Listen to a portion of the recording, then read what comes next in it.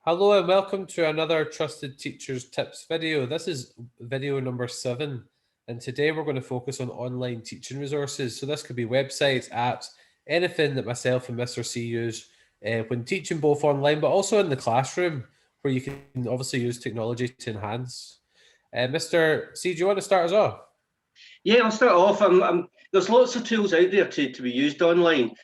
Some are paid for, some are free. I'm going to just focus on the ones that I've actually used, so I can speak from experience. I think the first one I'd want to maybe mention is Office 365 from Microsoft. In terms of online learning, with Office 365, there's a share button. You can invite other people in. We teach this to pupils so that they can work collaboratively on PowerPoint or access any of the Office tools, any of the productivity suite, and they can do that from anywhere on the planet that they've got an internet connection. So I'm a really big fan of Office 365. Yeah, I definitely am too. It definitely comes in handy when I'm doing my teaching.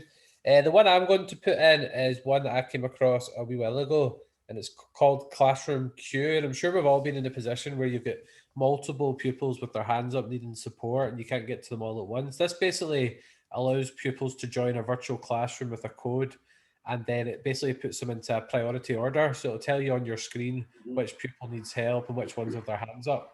It's quite a good tool for managing supporting pupils. Yeah, So it's called Classroom Q. excellent. Okay, have you got another one, Mr. C?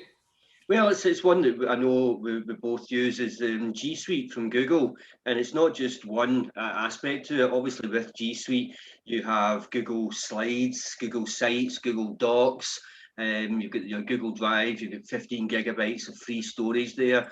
And there's Google Classroom. There's a whole range of tools in there that kind of really facilitated the online learning that I've been doing recently.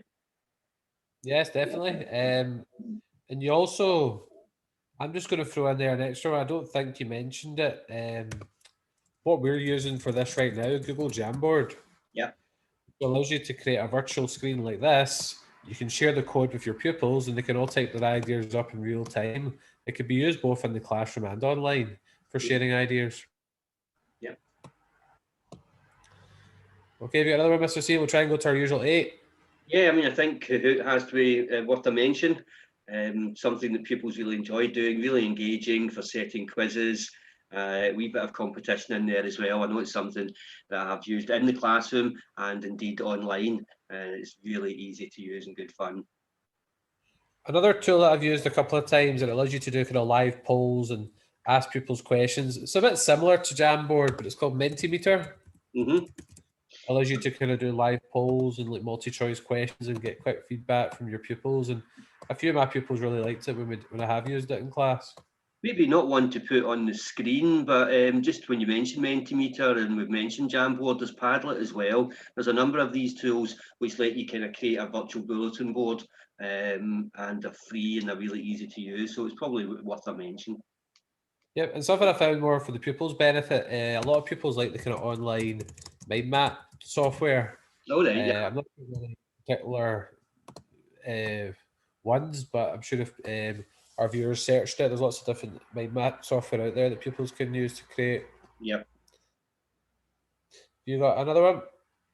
I think Quizlet. I've used Quizlet a few times. Quizlet's great for kind of setting up. They call them quizzes, but you could call it a test. You could call it an assessment. Again, really easy interface, very easy software to use. It's one that I've used, and there's a bank of Quizlets in there, and you'll usually find something based on your subject that is already made for you. So it just makes life really easy, and it's something that can be shared online. Great content. Yep, and I promise I'm not getting paid by Google, but another one we didn't mention was Google Forms, which is really straightforward for doing surveys and allowing you to analyze your findings with graphs, etc. So I find that quite easy to use. Yeah. Okay, I'm sure there's a lot more we could have added, but those are the 8 that came to mind, and we like to be consistent with our numbers. I like to be. So that was just some examples of online teaching resources. Please comment any extra ones you have in the comments below. Please subscribe to our channel for more of these videos and also videos for business management and computing topics. This was Trusted Teachers. We're here to be the support that you needed when starting out.